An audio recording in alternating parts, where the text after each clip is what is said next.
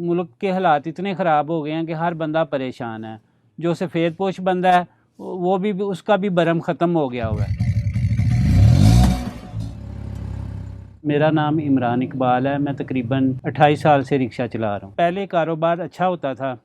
یہ تقریباً 10-12 سال ہی ہو گئے ہیں کہ حالات اتنے خراب ہو گئے ہیں کہ ایک مزدور بندہ مہنگائی کی وجہ سے اتنا پریشان ہے کہ وہ 1000-1200 روپیہ کما کے لے کے جاتا ہے مگر اس کا کچن ہی نہیں پورا ہوتا.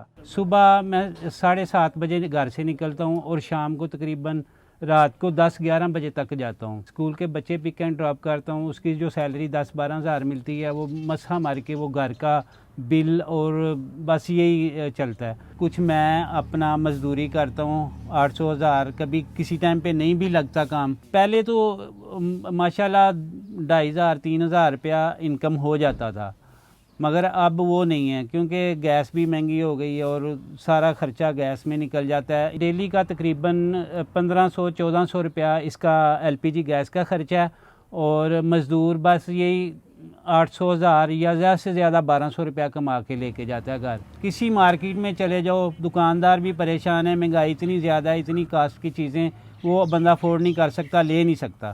40-45 ہزار روپیہ میں کماتا ہوں مہینے کا مگر خرچہ تقریباً 60,000 ہے. ٹھیک ہے، جو ایکسٹرا پیسے ہوتے ہیں کسی بھائی سے، کسی بہن سے، کسی یار دوست سے پکڑ لیتا ہوں وہ اب تک میں واپس بھی نہیں کر سکا. اتنے پیسے اور روز روز پکڑے بھی نہیں جاتے.